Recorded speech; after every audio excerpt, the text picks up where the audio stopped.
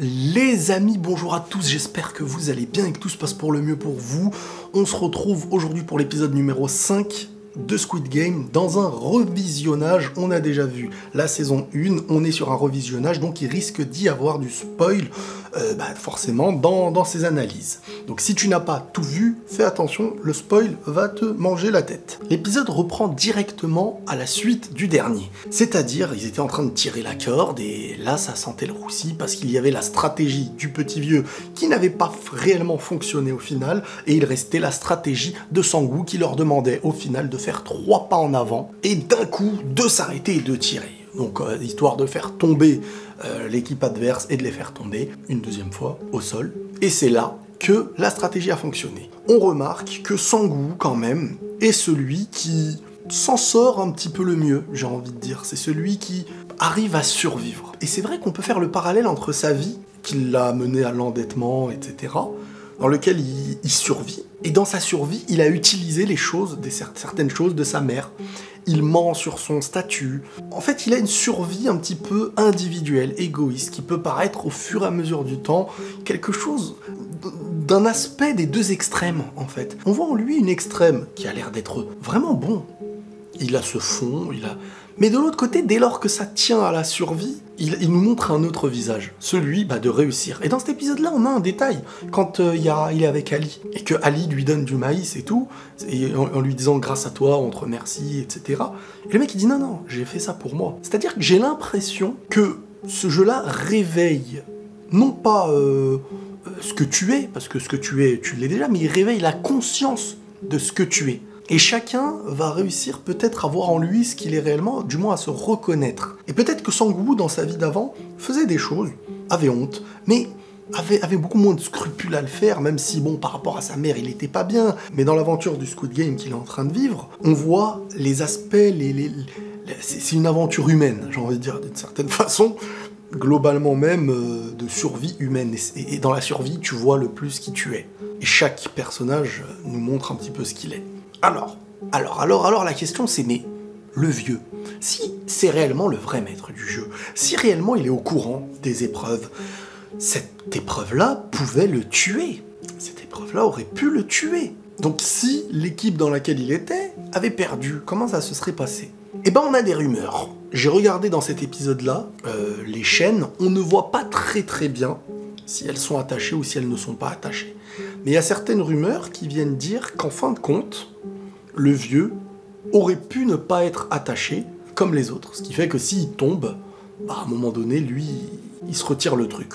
Ou on va au bout et on se dit qu'il a accepté au final de jouer à ce jeu-là, avec le risque de mourir, étant donné qu'il risque de mourir après. Et que ce qui s'est passé dans le prochain épisode est quelque chose qui peut lui permettre de rester en vie. Parce qu'on n'est pas sur une épreuve où t'es obligatoirement en train de mourir, etc.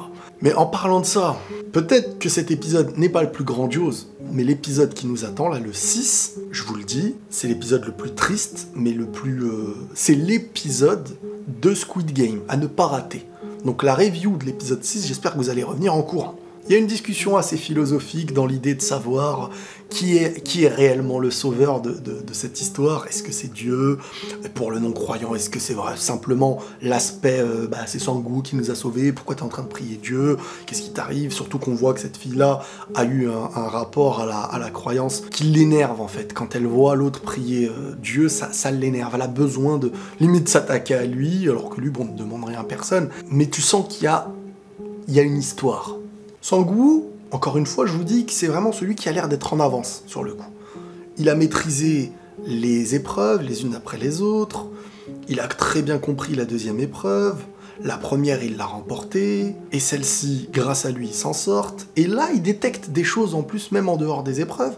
Il remarque que du côté des mafieux, là, du mafieux et de sa bande, il soupçonne le groupe de connaître les épreuves à venir, étant donné que, comme par hasard, une épreuve où il fallait de la force, ils n'ont été composés uniquement d'hommes et ils ont jeté la petite fofolle.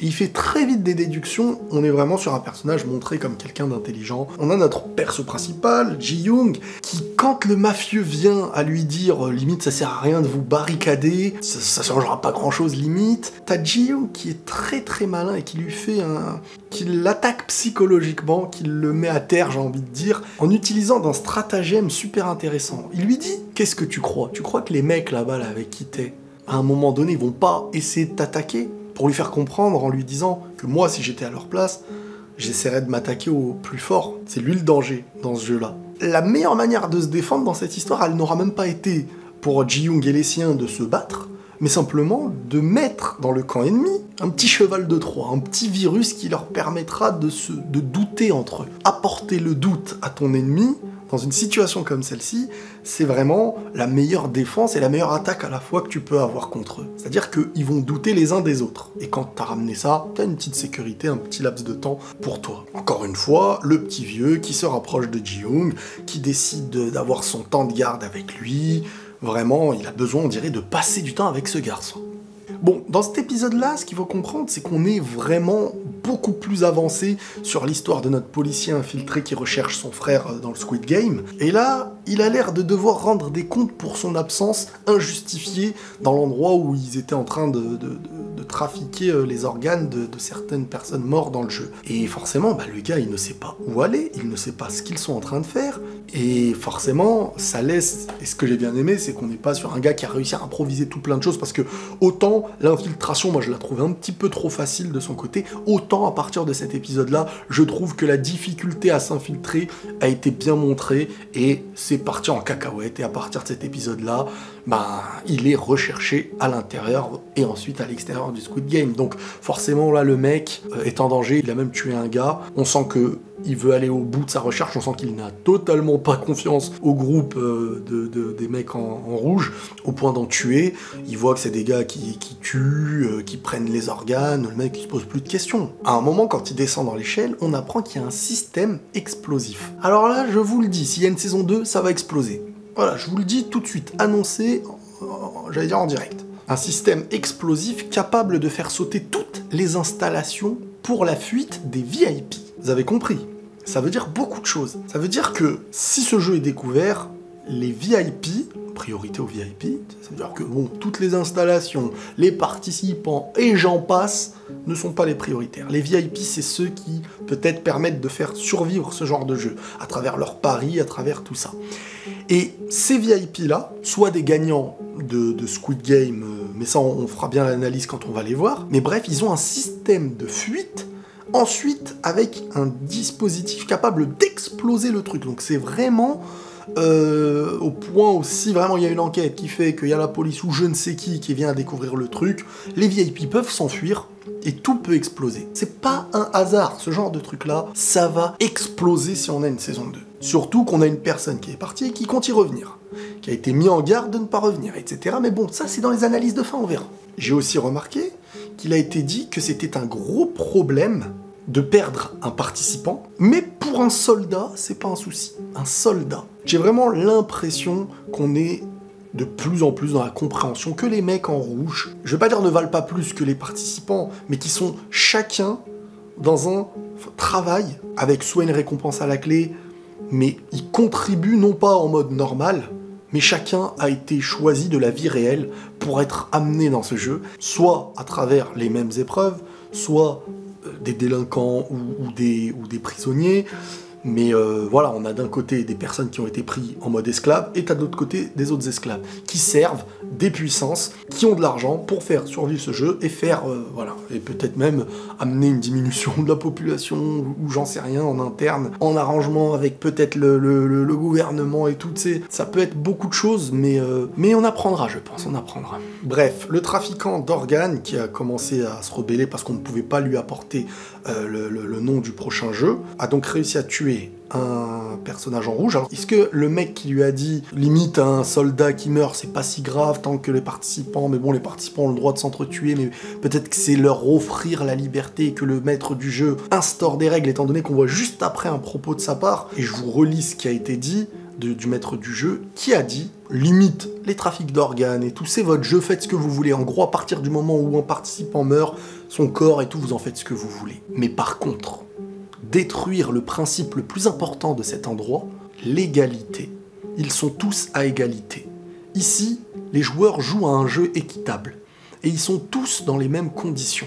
Ces personnes souffraient d'inégalité et de discrimination dans le monde, nous leur offrons une dernière chance de se battre à la loyale. Mais toi, tu as piétiné ce principe. Donc là, en fait, on nous montre vraiment que on veut apporter à cet esprit et à cet endroit une certaine philosophie, une certaine chance, voire la dernière, de pouvoir, avec tous les risques que ça implique, survivre et, j'ai envie de dire, sauver ta peau, d'une certaine manière. Mais vraiment, on est sur du 1% de chance, quoi. Mais on te laisse cette possibilité, alors que tu n'en avais plus à l'extérieur. J'ai envie de dire, peut-être qu'à l'extérieur, le pourcentage aurait été plus grand, quand on veut réfléchir un peu plus raisonnablement. On remarque, dans la chambre ou dans le lieu où se trouve le maître du jeu, une tenue en rapport avec ce qu'on verra dans les épisodes prochains, des VIP. Comme quoi, lui aussi, il aurait sa tenue VIP. Comme quoi, je pense que les VIP qu'on verra avec les masques dorés seraient eux aussi peut-être des gagnants de Squid Game en fonction des pays et qui ensuite, en étant gagnants, deviennent un maître de Squid Game. Peut-être qu'en gagnant Squid Game, tu n'es pas libre dans ta vie plus tard, mais qu'à un moment donné, on te redonne une certaine mission en lien et que le Squid Game ne disparaît pas réellement. Peut-être, il doit y avoir un truc dans le genre. J'ai bien aimé aussi la réaction du petit vieux face à la sirène, quand ça se mettait à sonner à l'intérieur, d'un air tiens, qu'est-ce qui est en train de se passer ?» Comme s'il se souciait aussi en interne de ce qui se passe. Mais quand on arrive vers la fin de l'épisode, là où c'est intéressant et qu'il y a beaucoup de questionnements, c'est qu'on a des indices sur le jeu, le Squid Game, et on voit que depuis même la date la plus basse que j'ai vue, c'est 1999. Donc en gros, il y a eu plein de jeux Squid Game, mais depuis plus de 20 ans en arrière. Vous vous rendez compte?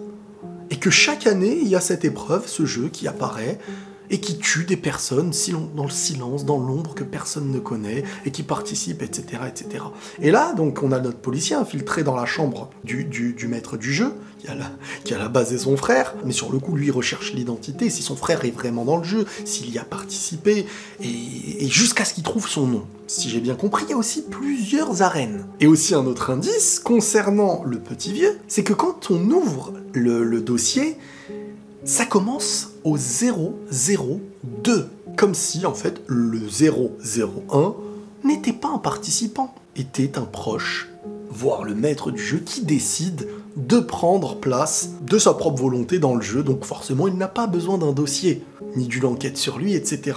Et ça, c'était un gros indice qu'on avait devant nous, on s'en est même pas rendu compte. On a aussi un autre truc, le garde qui menace le vieux de se lever. Alors, est-ce que les gardes sont réellement au courant que le vieux est un participant un petit peu différent, quoi? Ou est-ce que, à la base, eux ne sont même pas au courant? Ça aussi, j'aimerais bien le savoir. Bon, il doit y avoir des indices sur lesquels je suis passé et que j'ai dû oublier. On a le vieux qui s'est fait pipi dessus. Bizarrement, il a juste à côté la bouteille vide. Est-ce que c'est parce que ça y est, il a plus d'eau, parce que l'autre lui en a mis sur la tête? Mais j'étais tombé sur cette théorie comme quoi le vieux aurait fait semblant de s'être fait pipi dessus à ce moment-là pour je ne sais plus quelle raison qu'on verra dans le prochain épisode, peut-être. Est-ce que c'était peut-être un moyen pour lui de ne pas participer à la prochaine épreuve qu'on verra? Enfin bref, je vous dis ça sur un coup de tête parce que le prochain épisode, faut le revoir pour bien comprendre. On a la liste des vainqueurs des Squid Game dans les dossiers de la chambre du maître du jeu. Le policier infiltré va sur l'année 2015, et sur quoi il tombe? Le gagnant était son frère. Et quand on avance, on apprend que le frère de ce policier est le maître du jeu, le gagnant devient le maître du jeu. Mais quand on voit dans la chambre du maître du jeu une tenue VIP, on se dit qu'un VIP est un gagnant et à la fois un maître du jeu, ou peut-être qu'il décide d'être l'un des deux, ou peut-être que ça y est, il a un lien avec tous les Squid Game, ou peut-être que peut-être. Voilà les amis pour cet épisode, on va se retrouver bientôt, et je vais essayer de faire beaucoup plus vite pour l'épisode numéro 6, parce que l'épisode numéro 6 demandera un vrai travail, et c'est le meilleur épisode, et le plus touchant. Ça va pleurer.